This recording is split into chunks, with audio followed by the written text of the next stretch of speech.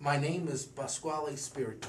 I was born in a small town called Mount St. Biagio in Italy, just south of Rome. I was born in 1912 and I traveled to America in 1919. I was 7 years old when I traveled to America with my mother to start a new life. It was me and my mother going to America. My father had gone back and forth a couple of times already. He was staying with a cousin. They were like brothers. He was a trolley car operator.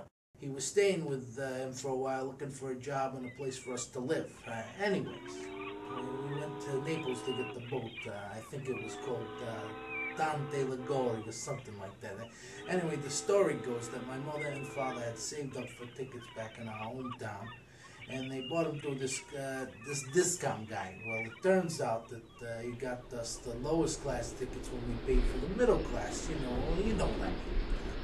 Well, you didn't know that until we got to the boat, and they sent us all the way down to the bottom, and it was dirty, no windows, and there was livestock nearby. Mama, are we going to stay here with the cows? Looks like it, Pasquale. We'll just have to make the best of it. Mama? Yes, Pasquale. It smells something awful here, Mama. It sure does. I don't feel so good. My mother put a lemon to her nose when she felt nauseous. I guess it was something about the smell that put her at ease. You okay, Mama? Yes, it'll be all right. Why don't you go exploring for a little while, okay? Okay, Mama. There now. I won't hurt you. Just thought we could be friends.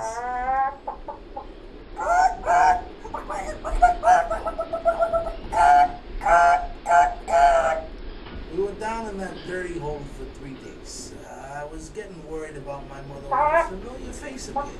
Pasquale, come over here. Coming, Mama.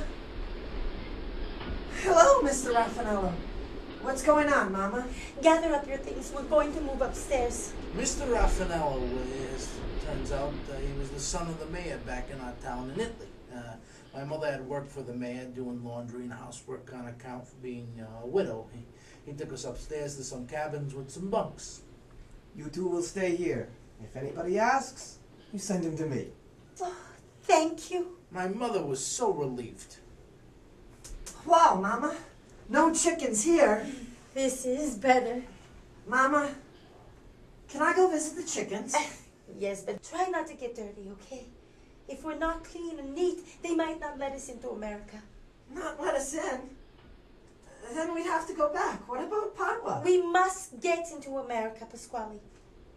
What will America be like, Mama? It will be very different from our little hilltop town.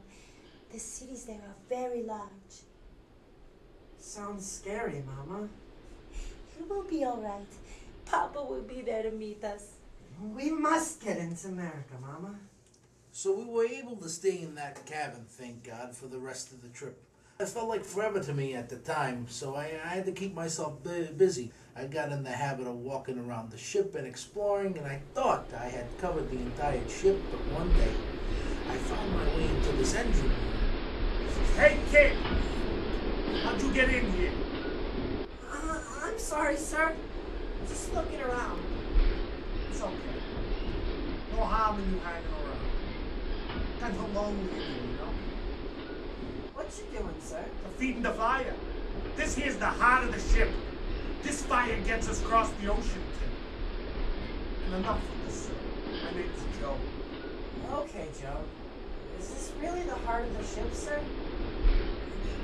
Joe? Yeah. Didn't you ever see a steam engine before? You shovel the coal, it burns, heats the water, builds up steam. Steam pushes the piston, and the piston turns the propeller. Get it, kid? I think so. Hang around a while. Joe turned out to be a good friend. He showed me all kinds of things about the ship and the steam engine. Between the animals and Joe, I was able to make time pass. We were on that boat for 12 days before we reached America. We finally got to New York and it was dusk. Beautiful. I'll never forget it. I remember thinking the city was the biggest thing I'd ever seen. Back in them days, everyone had to go through Ellis Island, but I had no idea what to expect.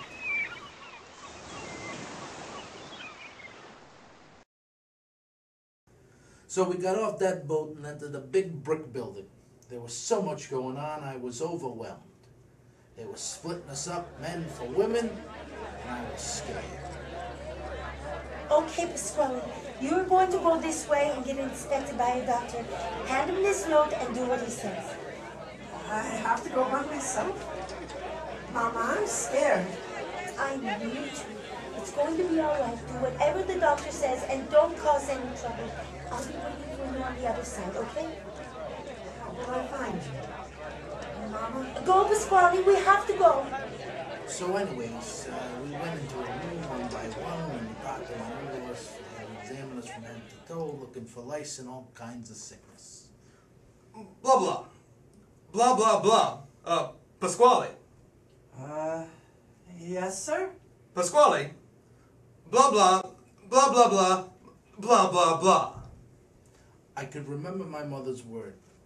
Do whatever the doctor says and don't cause any trouble. We must get into America. I was scared. I let the doctor examine me. Blah, blah, blah. Pasquale.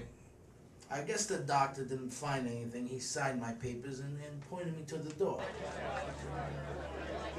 This was the most scared I'd ever been. I walked out of that room into a huge room filled with people. I thought I'd never find my mother again. I wandered through the crowd of people looking for my mother. I didn't see her anywhere. Did the doctor find something? Did he send her back? I felt completely alone in this strange place.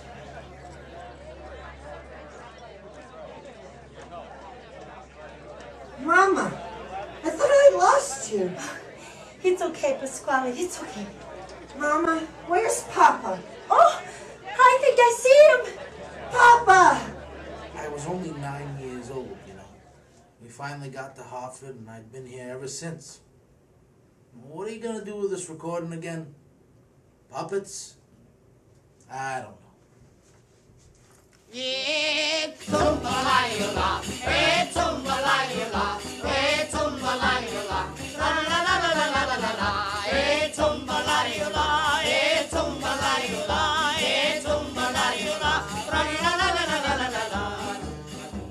Mi figli si donda la massaria